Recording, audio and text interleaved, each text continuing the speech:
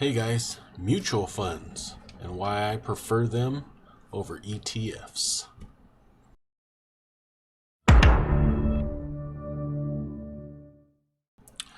So today I'm looking at a Fidelity site, and what I want to talk to you about is why I prefer mutual funds over ETFs when we're talking about index investing. So I know there's M1 Finance out there that can, you can invest in pretty much anything for free, and you get fractional shares and whatnot, and that's a good thing. But M1 Finance, it does have some weaknesses, and I'll probably make another video on that. I do use M1, but I do get frustrated with some of the weaknesses of it. So I tend to stay with the big brokerage houses. So I have accounts with Fidelity, and I have accounts with Chase. And today I'm going to show you why I prefer Fidelity mutual funds over, say, investing in M1 Finance with an ETF. And if you go down here into Fidelity Mutual Fund Research tab, I'll link this down in the description, and I can click on here and then just look at Fidelity funds only, and then I will look at just US equity, and I'm going to click on low expenses only, and then we'll click to see the results. So what I'm going to do here is sort through the expenses to get them from low to high. Oh, there's one thing. There's 3 funds: the extended market, the large cap index, and the total market, that have 0 expense ratios. I've done another video on that before. Probably link that one down there below too. But let's look at some of the other ones they offer. So they offer a Fidelity 500 index fund. This mostly tracks the S&P 500, and it has an expense ratio of 0.015. They have a total market index fund, so like a VTI, with an expense ratio of 0.015. They have a mid-cap blend with a 0.025, small cap blend with a 0.025, you have a large growth with 0.035, large value 0.035, etc., etc. You can go on down the line and see all that.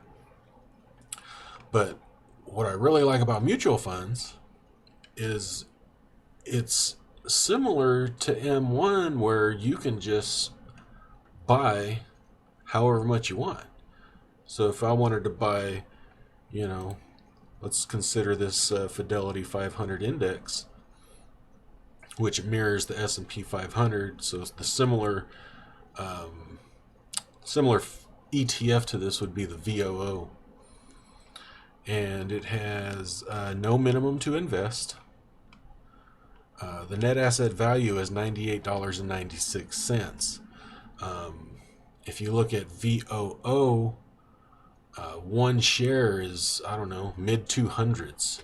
So if you're not on M1 Finance, you have to spend the 200 some dollars it takes to buy a share of VOO in an ETF form. Now in a mutual fund form, you can buy however many dollars you want. So you can invest $5, you can invest $10, you can invest $100, and it just pools into the fund. And the other thing I like about it is you can strategically time your buys if you follow an index. Like, let's go back here and go to the list. So you can look at, like I said, this tracks the S&P 500 like the VOO. This checks the total market like the VTI.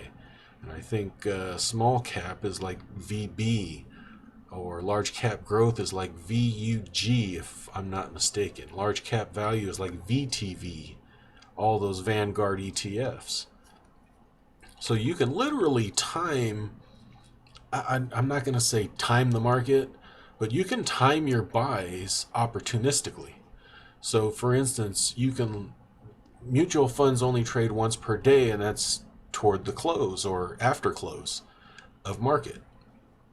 So you can look at VOO, and if it's down 2% that day, well, this will be down 2% that day too, so you can strategically buy it. If it's up 2% that day, maybe you might not want to put some money into it. And that's why I like the mutual funds better, because you can time your purchases. It doesn't have to be a certain amount for the share price. You can just throw some money at it opportunistically and just let it ride. And for your long-term hold, I think these mutual funds are a little bit better. You get a lower expense ratio. If you have an account with Fidelity, you can have a money market account where you can sit cash and get a 2% yield on it, paid monthly, and you can draw from that and buy opportunistically throughout the month. So this is why I like Fidelity mutual funds that track an index over ETFs. If you like, please comment, like, share, and subscribe, and we'll talk to you soon. Bye-bye.